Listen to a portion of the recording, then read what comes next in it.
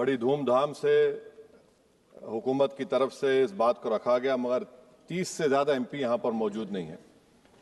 Madam, पहले तो मैं वज़ीर आज़म की इस बात की मजम्मत करता हूँ और उनको बताना चाहूँगा कि जिना के बारे में उन्होंने जो कहा था, हम तो जिना के सख्त मुखालिफ है, इसलिए भारत को अपना वतन माने, मगर 42 में आपके प्यारे वीर और जिना की पार्टी ने नॉर्थ वेस्ट फ्रंटियर, सिंध और बंगाल में मिलकर हुकूमत चलाई और उस हुकूमत ने 1.5 लाख हिंदू और मुसलमानों को अंग्रेजों की फौज में शामिल कराया ताकि वो लड़े।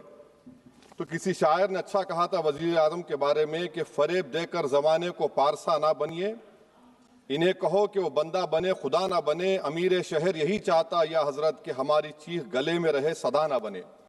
दूसरी बात मैडम, हमारे वजीर दिफा जनाब राजनाथ सिंह साहब ने बड़ा ही अजीब व गरीब और तकलीफ दे बात कही उम्मुल मोमिनीन के बारे में और उम्मुल किताब के बारे में। उम्मुल मोमिनीन उनको कहते हैं जो हमारे प्रॉफिट मोहम्मद सल्लल्लाहु अलैहि वसल्लम की वाइफ हैं। वो हम तमाम मुसलमानों की माँ, हम उनको तस्वुर करते हैं, मगर हम उनकी इबादत नहीं करते। हम अपनी माँ की इबादत नहीं करते। उम्मुल किताब कुरान है, हम कुरान की इबादत नहीं करते। कुरान अल्लाह का भिजावा कलाम है। तो उसके बारे में भी शायर ने अच्छा कहा कि खबर नहीं जिन्हें अपने दीन और मजहब की, हमें वो दीन का मतलब सिखाने निकले हैं। अहम बात यह है कि मैडम, हमारे मुल्क का आइन का इस लफ्ज से आगाज होता है वी द पीपल। इसका आगाज भारत माता के नाम से नहीं होता है। हमारे संविधान का जो प्रियम्बल है वो क्या कहता है? Liberty of thought, expression, belief, faith and worship. अगर दस्तूर का ये पहला सफा ये बात करता है तो फिर कैसे किसी शहरी को किसी खुदा, देवी, देवता की इबादत करने पर या सजदा करने पर मजबूर किया जा सकता है? आप ही की पार्टी से आज की जो बातें हुई इसी कब हो रही हैं। हमारे कॉन्स्टिट्यूंट असेंबली में मैडम एक मोहतरमा थी रोहिणी कुमार चौधरी ने एक तजवीज़ दी थी कि प्रियम्बल में किसी देवी के नाम से शुरू हो। उन्होंने खास तौर से वंदे मातरम का जिक्र किया, मगर उसको कबूल नहीं किया गया। फिर केवी कामत साहब ने एक तजवीज़ दी कि इट्स सिटीजन्स को बदलकर हर सिटीजन्स किया जाए और खुदा के नाम से शुरू किया जाए, वो तरमीम को मुस्तरद कर दिया गया।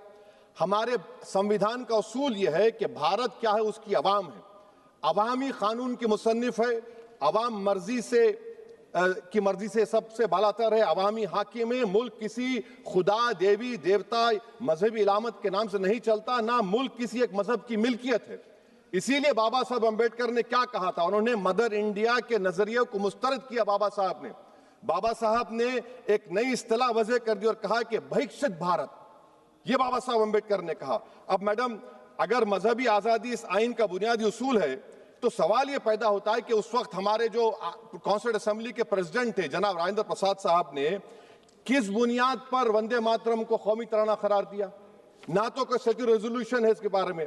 मैडम, मैं आपको बताना चाहूंगा कि जुडिशरी क्या कहती है। बीजू इमैनुअल केस है 1986 का, जिसमें जिहोवा विटनेस ने कहा कि मैं नेशनल एंथम के वक्त खड़े रहूंगी, पढ़ूंगी नहीं। सुप्रीम कोर्ट ने कहा कि उसने कोई गुनाह नहीं किया। वहीं एक 2017 का केस है अश्विनी उपाध्याय का केस सुप्रीम कोर्ट का, उन्हें कहा गाइडलाइंस दिए जाएं वंदे मातरम पर, सुप्रीम कोर्ट ने नहीं कह दिया। फिर आप आ जाइए madam, prevention of insult act national 1971, इसमें नेशनल सॉन्ग नहीं है, सिर्फ नेशनल एम्बलम और आपका नेशनल एंथम है। फिर आप आ जाइए 40th अमेंडमेंट आर्टिकल 51 है, 76 में पास हुआ, उसमें भी इसका कोई जिक्र नहीं है। मैडम, मैं आपके सामने बताना चाहूंगा कि हमारा भारत एक इसका मजमुआ क्या है। इसमें हिंदू है, मुसलमान है, सिख है, ईसाई है, जैन है, एथिस्ट है, मेहनतकश है, किसान, गरीब, मजलूम और दलित है। मगर अगर जो तकारीर आज हमने यहाँ पर सुनी और बाहर जो सुनते हैं, अगर भारत को देवी कहने और उसके आगे सजदा करने, तो दरअसल कौम परस्ती को, वतन से मोहब्बत को मजहब में तब्दील कर रहे और फिर यहाँ पर बोल रहे कि अगर भारत में रहना है तो वंदे मातरम गाना पड़ेगा। भाई, ये तो संविधान के खिलाफ है, सुप्रीम कोर्ट के जजमेंट के खिलाफ है। अगर वंदे मातरम मैडम कौमियत का मियार है तो फिर सवाल ये है कि हसरत मोहानी की कौमियत क्या थी जिसने इनकलाब जिंदाबाद का नारा दिया? अगर यूसुफ मेहरली ने quit India Simon go back का नारा दिया तो उसकी कौमियत क्या थी? अगर हैदराबाद से मौलवी अलाउद्दीन जो मक्का मस्जिद का पहला मुजरिम है काला पानी में, और तुरेबाज खान जो मारकर लाश को लटका दिया गया था हैदराबाद में 8 दिन तक, उसकी कौमियत क्या थी? अगर इनायतुल्लाह काफी जो जिहाद का फतवा अंग्रेजों के खिलाफ दिया मुरादाबाद में, जब उनको 2 दिन में फांसी की सजा दी गई और जब फांसी की सजा के ओर जा रहे हैं तो इनायतुल्लाह मौलाना काफी की जबान पर क्या था? वो रसूलुल्लाह हमारे प्रॉफिट की नात पढ़ रहे थे। क्या पढ़ रहे थे? कोई गुल बाकी रहेगा ना चमन रह जाएगा, पर रसूलुल्लाह का दीन हसन रह जाएगा। तो उनकी कौमियत क्या थी? माल्टा की जेल में महमूदुल हसन, हुसैन अहमद मदनी 6 महीने माल्टा की जेल की ग्राउंड में पड़े रहे, उनकी कौमियत क्या थी? अल्लामा फजल खैराबादी का वो सेल काला पानी का पुकार पुकार कर से पूछ रहा है, जो वहीं पर मर गए, खबर वहां पर है, बताओ मेरी कौमियत क्या थी? मैडम, मैं एक मुसलमान हूं, मैं इस्लाम को मानने वाला बावकार इंसान हूं और मेरे मजहब की बुनियादी तालीम तौहीद है, ला इलाहा इल्लल्लाह, नहीं है कोई खुदा सिवा अल्लाह के। और कुरान में अल्लाह क्या बोल रहा? इय्याका नाबुदु इय्याका नस्तईन, तुम मेरी इबादत करो, मुझे मानो। मुझे कहां से मिल रहा? आर्टिकल 25 से मिल रहा है। मुझे कहां से मिल रहा है? Liberty of thought, expression, belief, faith and worship से मिल रहा है। तो इसको जोड़ना ये बहुत ही खतरनाक होगा। और हमारे प्रॉफेट मोहम्मद सल्लल्लाहु अलैहि वसल्लम जब मदीने को गए तो उन्होंने उस वतन के लिए दुआ की, कहा कि अल्लाह मदीने की मोहब्बत हमारे दिलों में और इजाफा कर दे, मक्के से ज्यादा कर दे। तो ये इस्लाम, मुसलमान होना, हमारे ईमान में मुल्क की मोहब्बत बीच में नहीं आती और मुल्क से मोहब्बत है और रहेगी हमेशा, क्योंकि ये अजीम कुर्बानियां यहां पर शामिल है जिन्होंने जंग आजादी में हिस्सा नहीं लिया। आज अगर वो वतन की मोहब्बत का दर्ज देंगे तो बड़ा गलत होगा। मैडम, मैं आपके सामने एक चीज पढ़ूंगा। 1937 रविंद्रनाथ टैगोर ने लेटर लिखा सुभाष चंद्र बोस को। मैं सिर्फ किसी ने नहीं पढ़ा ये। क्या कहा टैगोर साहब ने? But parliament is a place of union for all religious groups and there the song cannot be appropriate. When Bengali Muslims show sign of stubborn fanatism, we regard it intolerable. When we too copy them and make unreasonable demands, it will be self-defeating. ये मैं इसको ले करूंगा madam, आप देख लीजिए। फिर दूसरी तरफ मैडम आप आ जाइए, मैं यहाँ पर बैठकर, हाँ, जितने तकारीर यहाँ पर हुए सब जनगण मन पर तनकीद किए। तो मैडम मुझे ये कहना पड़ेगा कि जनगण मन पर आप लोग इतनी तकलीफ क्यों उठा रहे हैं? आखिर इतनी तकलीफ क्यों है? तो मैं जब जाकर देखा तो मुझे 28 दिसंबर का ऑर्गेनाइजर मैगजीन का आर्टिकल मिला, जिसमें ऑर्गेनाइजर लिखता है कि what is the moral sanction behind government choice of Janagana Mana, except that it can be made an item of entertainment at the sumptuous parties thrown by government officials. आप बताइए, इसका बोलेंगे आप?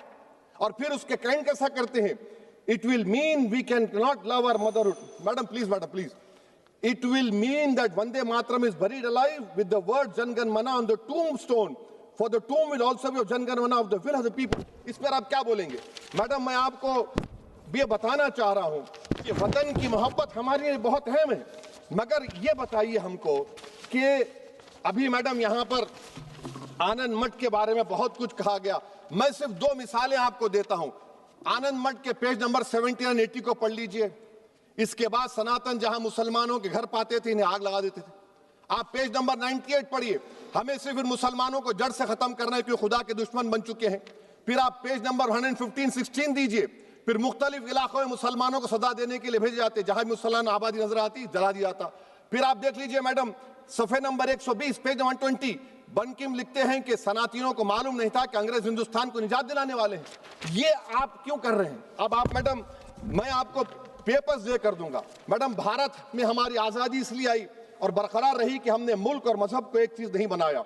हमने ऐलान किया कि हमारी मुल्क मुख्तलिफ तबकात मज़ाहिब पर मुश्तमिल है।